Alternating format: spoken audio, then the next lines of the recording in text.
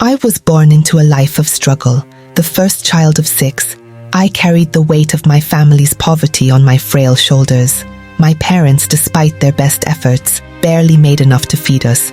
We lived in a small, crumbling hut in the village, surviving on the little harvest we could gather. I grew up watching my siblings cry from hunger, watching my mother break her back trying to provide, and watching my father sink deeper into despair. My name is Imade. Welcome to Story Whisper Me. This is my story. I was only 16 when I was given a chance to leave. An old friend of my mother, Aunt Izzy, came to our village, speaking of opportunities abroad, jobs as housemaids where we could earn enough to send money home. She has stayed abroad for a long time. She is that prestigious woman everyone tells her story in the village, so my parents agreed immediately. They saw it as a chance for me to change our fate, and I did too. I was naive. I had no idea I was walking into a nightmare. Aunt Izzy took me abroad. It was a whole new setting for me. The city was overwhelming. The towering buildings, the blaring horns, the people moving too fast. It was nothing like my quiet village. At first, she treated me so nicely, cleaned me up, bought me new clothes, wigs, and even jewelry. I didn't even know the value of those things. To me, it was just love and kindness. I was so happy and thankful.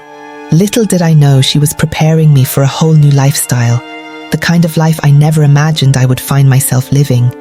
A terrible, depraved, dissolute and messy lifestyle. After 1 week with her, I began to notice some of Aunt Izzy's immoral lifestyle. She was a heavy smoker, drank a lot, and worst of all, was into substance abuse.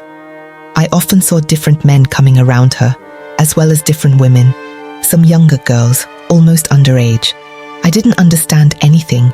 This whole life was new to me, but it didn't bother me much.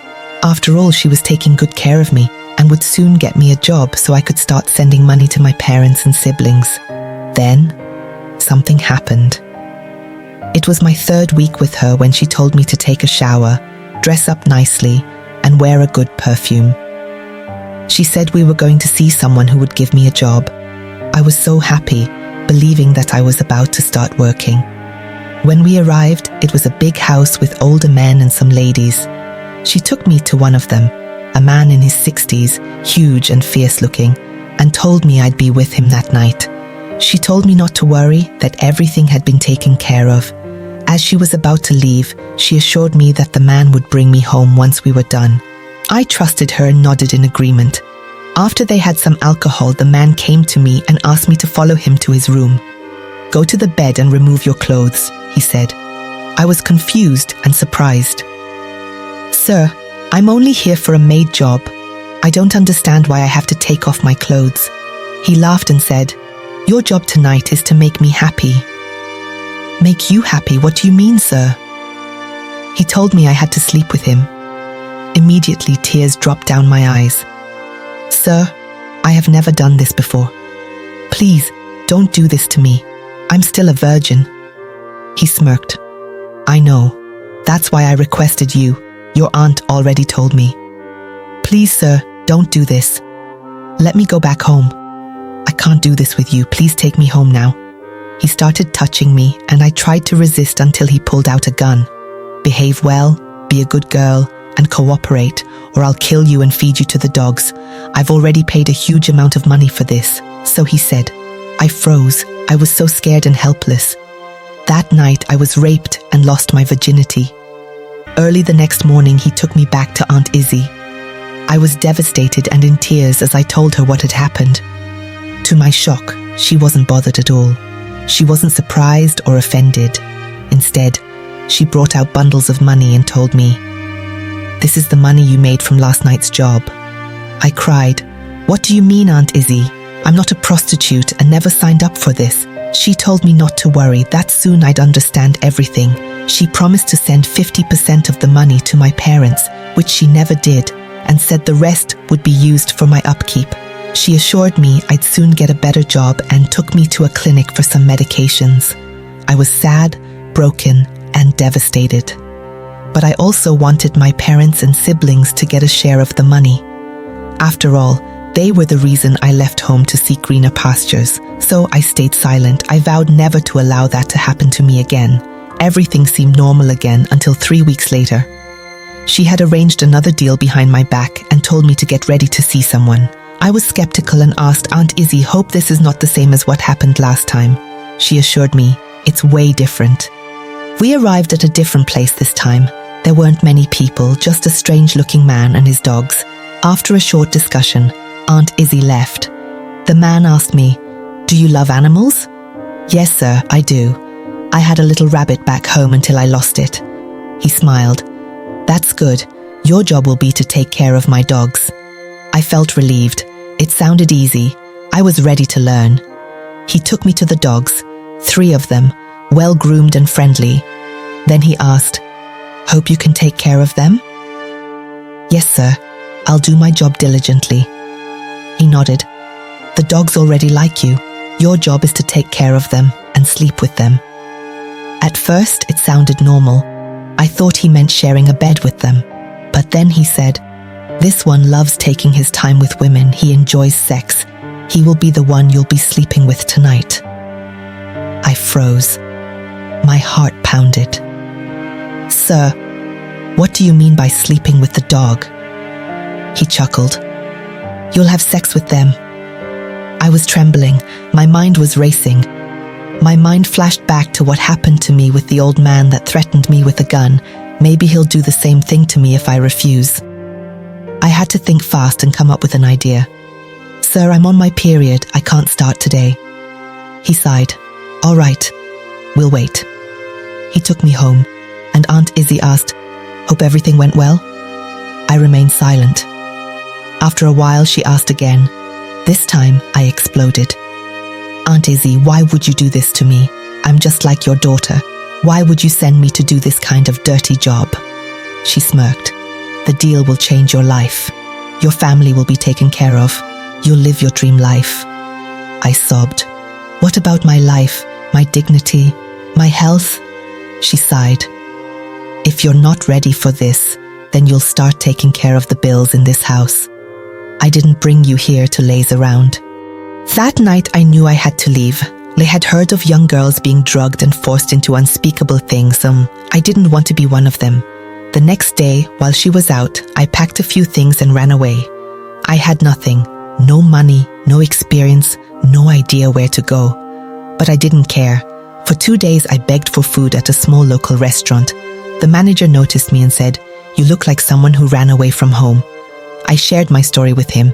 He wanted to help but said it was risky to meddle in people's affairs in this country. Still, he let me stay for a few days while he figured something out. After 3 days, he said, I found a job for you. You'll work as a maid for a couple in another city. They'll pay you. The next day, the couple arrived and I met my new boss. For the first time in weeks, I felt a glimmer of hope. When I arrived at the home of my new employers, a wealthy couple with 2 grown children, I was given strict rules. No talking back, no resting before work was done, no leaving without permission. I had my tiny room with my bed well arranged. At first, the work was exhausting but manageable. I cleaned, cooked, washed clothes and took care of the family's every need. But soon I noticed something. Everyone in the house despised me. The madam barely acknowledged my existence, and her daughter treated me like filth. At least at first. I felt invisible, unwanted. Except for Hamza, their only son. He was different. He would smile at me, ask how I was doing, and slip me food when he noticed I was starving. When I was overwhelmed with sadness, he found ways to cheer me up. It became obvious that we cared for each other. Maybe it was love. Maybe it was the only kind of love I had ever known. But the family noticed. They poisoned Hamza's mind against me. They told him I was a liar, a thief, and a dirty village girl trying to trap him. At first, he didn't believe them, but they kept feeding him with lies. I don't know why they're doing this. I don't understand this hatred, why they despise me so much. I have been a good girl doing my job diligently. They did not stop until they told him I worked as a prostitute, sleeping with different old men and even animals, and then I saw the hatred in his eyes. You disgust me, he spat one day. the warmth in his voice replaced with coldness. My heart shattered. The only person who had made my suffering bearable now despised me. I couldn't stay. That night I ran away with nothing but the clothes on my back. I wandered the streets, cold, hungry, and lost. Days passed. I slept on pavements, begged for food, and avoided the dangers lurking in the shadows. Then I met a man who took me in. He was kind at first. He gave me food, shelter, and promised I would work as a maid in his home. He had a wife and a little child. It seemed safe, but I should have known better. His wife never liked me. She was uneasy about my presence, maybe because she knew what kind of man her husband was. At first, he treated me well. Then the change came.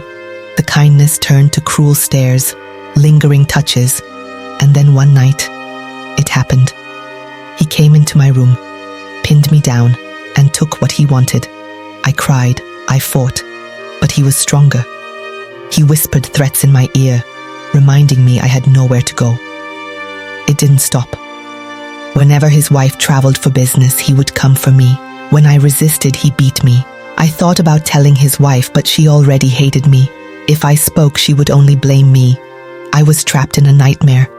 But when I couldn't take it anymore, I did tell her. "Liar," she screamed. "You seduced my husband, you evil girl." And just like that, I was thrown onto the streets again. I had nothing, no money, no hope. The hunger was unbearable, my body weak. I thought I would die. I wept bitterly, and I started asking God questions. Why did you bring me into this world to suffer this much pain? It's unbearable. I begged God to take my life and let it all end there. One night I was in a bar begging for something to eat, and then she found me, a woman, dressed in fine clothes, smelling of wealth. She smiled, took me in, fed me, clothed me, and promised to help me. I thought I was safe. But safety is an illusion. She didn't want to help me. She wanted to sell me, and she did. She forced me into prostitution, making money from my pain. When I refused, she threatened to throw me back into the streets. I had no choice. I was exhausted, so I gave in. I lost myself in that life. Each day, a piece of me disappeared, swallowed by the men who used my body like I was nothing. I hated myself. I hated my life. But most of all, I hated the dream that had brought me here. Now, I only want one thing, to go home. But where is home for a girl who has lost everything? Please like, comment, share, and subscribe to Story Whisper Me for more of our stories every week.